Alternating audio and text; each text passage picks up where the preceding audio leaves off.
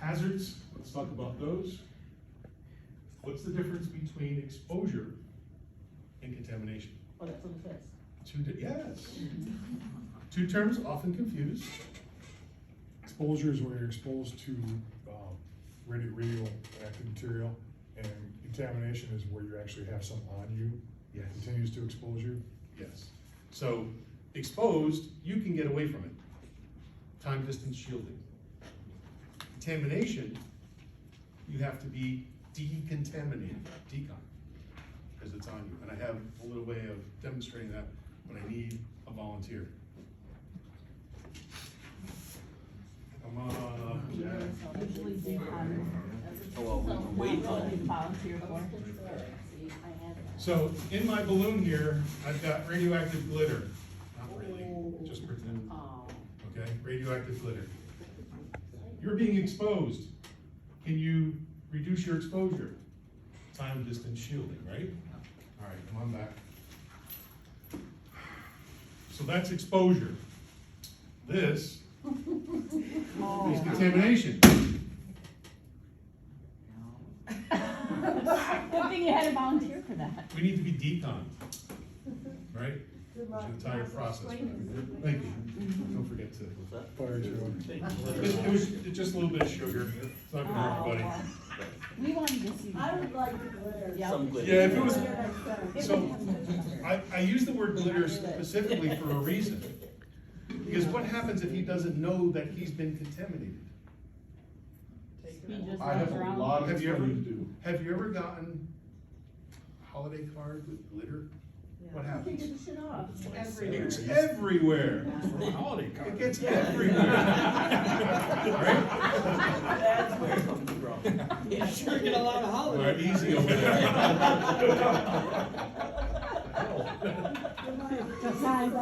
You watch a lot of holiday movies. Yes. You could be contaminated, not know it, and then spread that contamination in lots of different places and ways.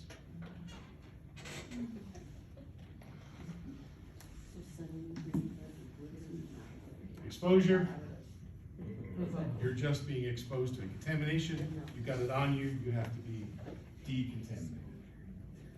So how do we reduce exposure?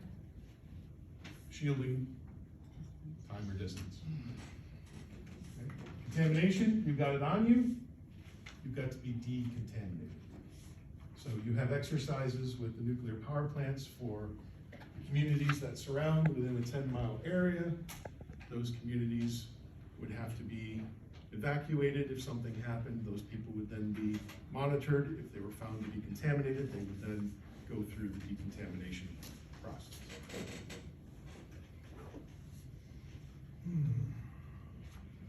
So there's your contamination. Some other terms for you. How much radiation exposure do you receive is measured in Roentgen, or coulombs per kilogram. How much radiation you have absorbed is measured in rad, or grays. And how that really affects you versus me is measured in rem, or Sievert. So rem is Roentgen equivalent man.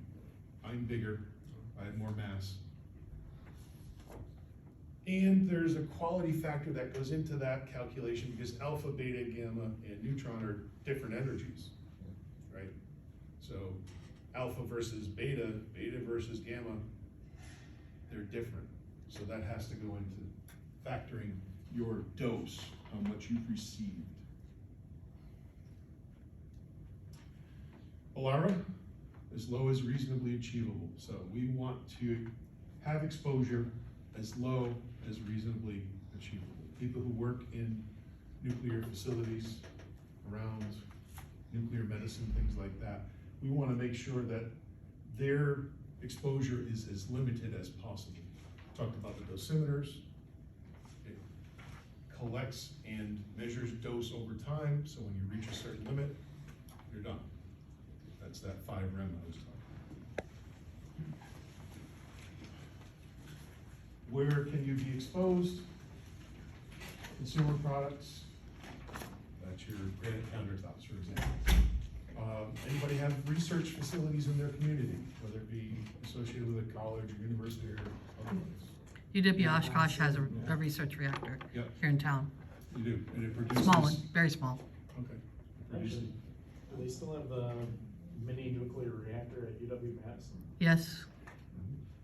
Okay, so if I were some sort of bad actor, where would I go to find nuclear material?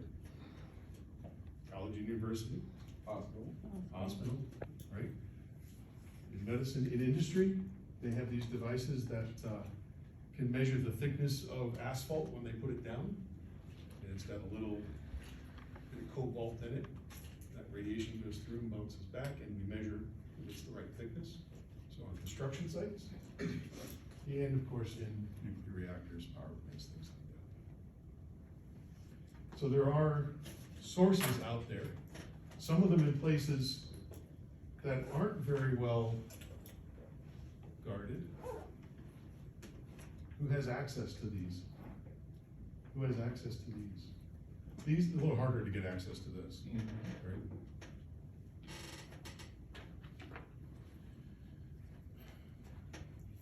How do you get exposed? Yeah, there could be accidents.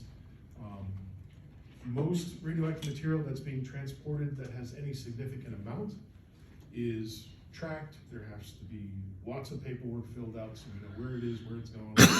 It's contained in special containers that are meant to withstand accidents. but- And fires. And fires, yep. But you can order stuff like this and have it sent through the mail. Right? Yeah. So the Blick Center's on our campus and they have radioactive material in there. They have a giant steel door, I think it's fingerprint or is it Two. and it's mounted in this paper thin drywall that surrounds the room, so you'd never get through the door, but you poke your finger through the wall and walk right in and get the stuff. That's interesting. They don't think like that. It cleans the blood, so Yeah. when they get donations, it cleans it so that they can do it. Wow. So they use a radioactive source to kill bad stuff, right? You can do that with food too. Do your strawberries go bad quick? Yeah, give them a little dose of radiation, kill all the bad stuff. Your strawberries will last longer. You want exposure, you don't want contamination, right? But some people are opposed to that thought because they don't understand the difference between exposure and contamination. I'm not putting any radioactive stuff on your strawberry. I'm just passing it through some radiation source to kill all the bacteria. In terms of terrorism, dispersal devices, so a radioactive dispersal device, or RDD, is a traditional explosive to which we put some radioactive material. A little bit can go a long way.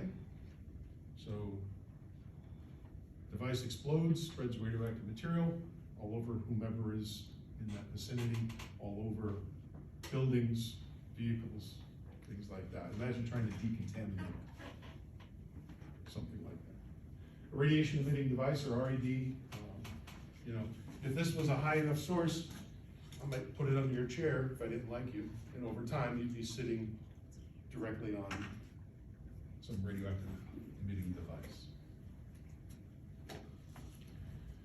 Just, by the way, attacks on nuclear facilities very unlikely, although they do train and exercise for that. They're very well guarded. Most of the security departments around nuclear plants are usually better armed and better trained than your local law enforcement. An improvised nuclear device, IND, this is like your suitcase bombs. So it's a small nuclear explosive device. Not a Hiroshima kind of thing, right? Smaller scale, but certainly can do a lot of damage. You would have mass casualties, extensive building, property damage, and then you've got the radiation contamination to deal with as well. Not very likely, but high consequence. Low probability, high consequence event. Are we planning for those? it's a threat or a hazard in your community, you might be thinking about that. So, here's those improvised nuclear devices. Fairly high consequence, but pretty much lower probability. Stealing a nuclear warhead, that's really low probability, but really high consequence, right? Dispersal devices, that's higher probability, but lower consequence. So that's what this graphic is trying to get across. I'm gonna play a video for you. After the video, we're gonna get into our teams and answer some questions, okay? This is about a true event that happened in Guyana in 1987, I believe. And, well, I'll let the video speak for itself.